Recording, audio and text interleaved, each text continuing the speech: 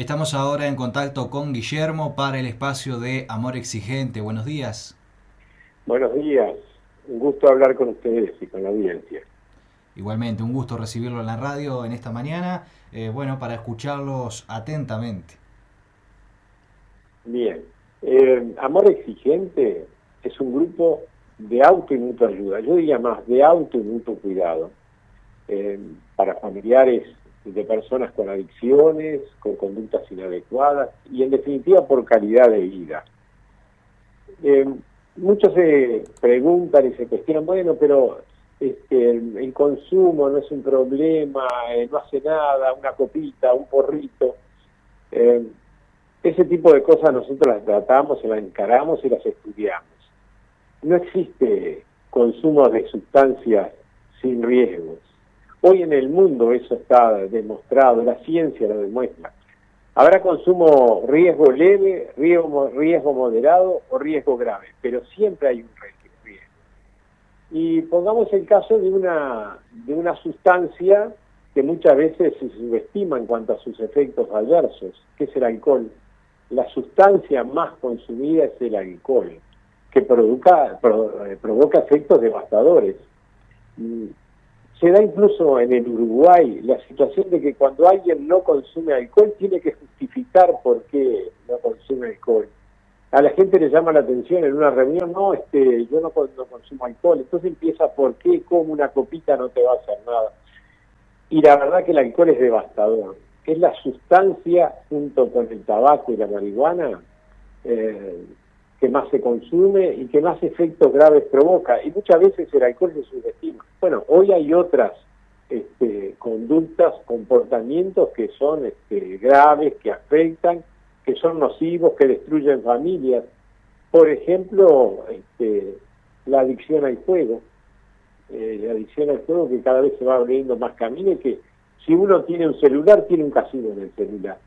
Y entonces eso también es grave, es preocupante y requiere de un trabajo colectivo. En primer lugar, una persona que consume es una persona, ante todo es una persona, que tiene consumos problemáticos.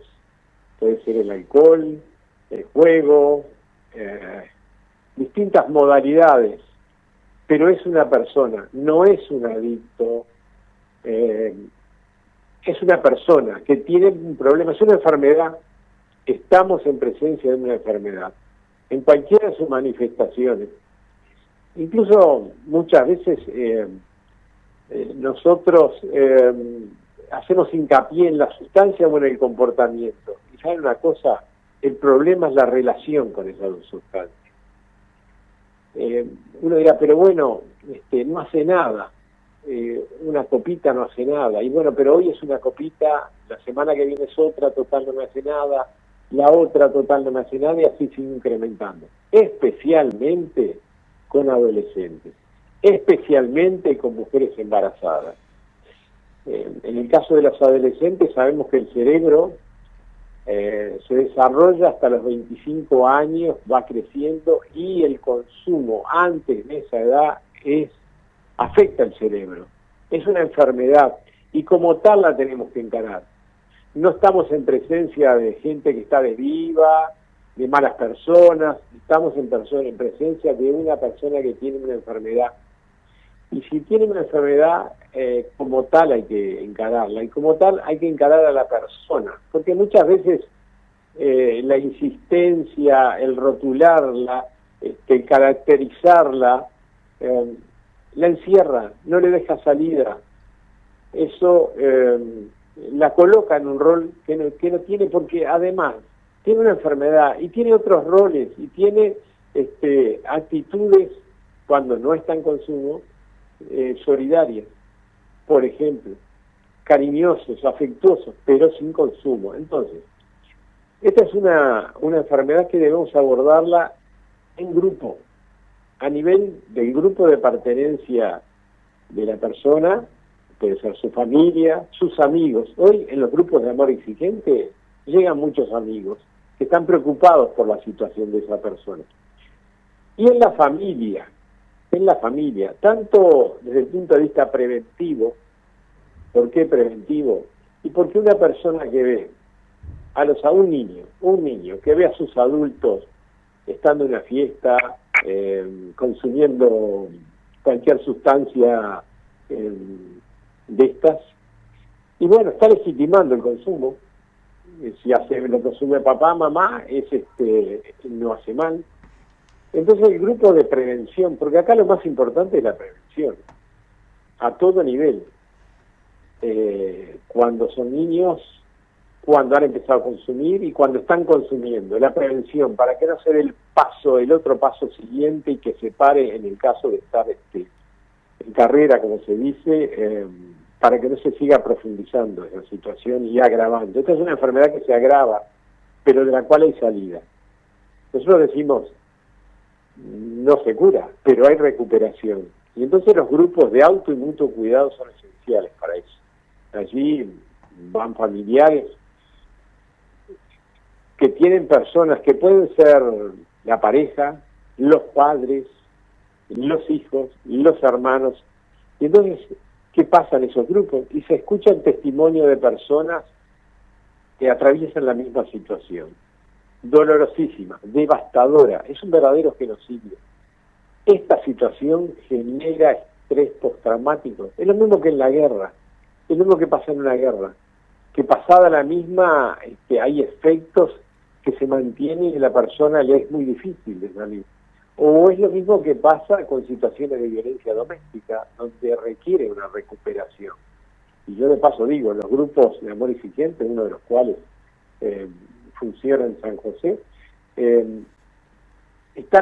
son bienvenidos todas las personas.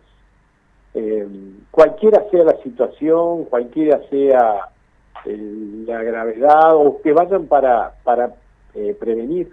A veces vienen personas al grupo que dicen, yo tengo un hijo y veo lo que está pasando y no quiero que eso le pase, y quiero prevenir, y adquirimos herramientas. Porque con la mejor buena intención, un padre o una madre pueden estar cometiendo el mayor de los errores, porque no saben. Y voy a poner un ejemplo. Nosotros muchas veces escuchamos, yo prefiero que haga la previa en casa. La previa es conocido lo que es, pero por las dudas, cuando los jóvenes salen, muchas veces beben previamente en su casa, la previa de la fiesta. En realidad está demostrado que hacer la previa en casa no mejora el consumo, no disminuye el consumo, todo lo contrario, lo aumenta, porque a esa previa legitimada en la casa y con la mejor de las buenas voluntades de los padres que quieren solucionar un tema, se agrava, porque consumen mucho más, consumen antes y consumen mucho después igual. Pero esas son cosas que a veces los padres, con la mejor buena intención, no la abordamos correctamente.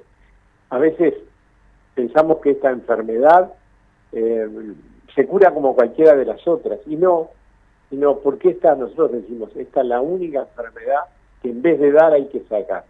A veces uno piensa, bueno, pero entonces si está en casa y yo le doy pobre porque tiene este problema y le doy todas las... Y cuidamos mal, haciendo todo lo que no se debe hacer. Porque, pongamos otros casos, a veces llegan familiares y cada vez más con personas, hijos, hijas, pareja de 30, 40 o 50 años. Y equivocadamente los que nos relacionamos con esas personas infantilizamos la relación. Es un hombre que tiene una enfermedad, pero que tiene que tener la posibilidad y las condiciones para recuperarse. No es inválido, no es incapaz, tiene una enfermedad, y para eso, cuando los familiares o los amigos le proporcionan todo, están impidiendo su recuperación. Requiere que asuma sus responsabilidades. Nosotros decimos en Amor Exigente que aplicamos las terapias de las consecuencias. La terapia de las consecuencias. O sea, una persona, un adulto tiene una conducta y bueno, tiene que hacerse cargo de sus consecuencias. Porque a veces, ¿qué es lo que nos pasa? Nosotros vemos y decimos o escuchamos, bueno, los efectos de la sustancia en la persona. ¿Y cómo lo voy a dejar? ¿Cómo lo voy a abandonar? En realidad, la forma incorrecta de cuidar no es esa. Ahí no estamos cuidando nada. Al revés, estamos agravando la situación. Pero además, no vemos los efectos frente a terceros, frente a otra gente. A veces se le presta el auto a alguien que se sabe que consume y maneja alcoholizado y puede matar gente y puede herir gente, no solo los efectos sobre él, sobre la persona, los efectos sobre otras personas, no solo los efectos sobre el físico, la salud mental, la salud física de la persona, a veces la muerte de otros. Entonces, cuando nosotros, el programa, ¿qué es lo que ofrece? Y bueno, ofrece herramientas para encarar estas situaciones. Herramientas para que la pareja que vive una situación de violencia, que vive una situación de alcoholismo, de consumo de otras sustancias, con una pareja con comportamientos inadecuados, miren que también inciden mucho las dependencias emocionales. Y entonces, parejas, una de las cuales son avasallantes, avasalladoras de otros y no dejan tener su propia vida, y controladoras. Y bueno, eso también nosotros lo encaramos en los grupos. Las personas tienen la posibilidad de expresar lo que está pasando, cómo lo está viviendo, y va a tener en primer lugar la escucha. Y después va a escuchar otras personas, va a ir otras personas que van a explicar su situación y le van a contar cómo no es está solo. Hay otras compañeros y compañeras que están pasando o atravesando por lo mismo. Entonces, para eso es que sirven los grupos, para los cuales nosotros invitamos a participar, son de costo cero. Y además, que vean que no es la única persona que le pasa eso. Compartimos situaciones similares. Pero también otra cosa que conviene despejar y lo cual conviene hablar. Muchas veces hay familiares que vienen y nos dicen, no, pero mi hijo tiene trastorno de déficit de atención, hiperactividad, ansiedad, depresión, etcétera, etcétera, etcétera. Y además consume. Esas cosas, ambas, son una bomba. Eso explota, estalla, porque se refuerzan mutuamente. Entonces hay que atender las dos situaciones. Bienvenidos a los grupos, buscamos juntos las herramientas, pero no es solo un caso de depresión o de ansiedad. A veces no sabemos qué es lo primero, porque una persona está triste y consume y se pone triste, y vuelve a consumir. Entonces eso hay que cortarlo, con la atención profesional obviamente que escapa a nuestro conocimiento, pero también en cuanto el grupo familiar lo aborda en su conjunto. No es un problema que tiene el otro, lo tenemos todos. Y una última reflexión también en este sentido. Hay gente que puede consumir y no queda enganchada, y eso se da, pero ¿sabe lo que pasa? Es una ruleta rusa. ¿Por qué? Porque hay gente que por factores genéticos o por factores ambientales tienen mayor propensión a consumir. A veces son factores genéticos que no son hereditarios, que la ciencia inclusive no sabe cómo se dispara. Pero por más factores genéticos que haya, siempre hay factores ambientales o personales que pueden contribuir a esa recuperación. Y no es inevitable que una persona sea consumidor. No es inevitable. Puede recuperarse. En cualquiera de sus variedades será más difícil, más fácil. Pero yo repito, en la medida que nosotros asumamos riesgos y agarremos un revólver que tiene una sola bala y juguemos a la ruleta rusa, siempre estamos dentro de las posibilidades de quedar enganchados en esto. Ahora, hay otra vida además del consumo. Uno puede disfrutar de la calidad de vida, para eso hay que trabajar, no tiene que resignarse a nivel familiar ni a nivel personal. tanto en cuanto a persona que consume, o en cuanto a familiar o amigo de esa persona. Ahora, hay que evitar asumir riesgos y hay que desarrollar los factores de protección. Bueno, eso es amor exigente, en eso estamos, seguiremos trabajando. Y si ustedes tienen alguna pregunta, las órdenes, pero estamos a disposición o nos comunicaremos en una próxima oportunidad. Guillermo, te agradecemos el contacto. Lamentablemente tenemos poco tiempo hoy, pero te escuchamos atentamente y vaya si es importante este tema. Gracias, Bueno, te mandamos un saludo y sí, vamos sí, a volver a hablar seguramente la semana que viene. muchísimas gracias a ustedes y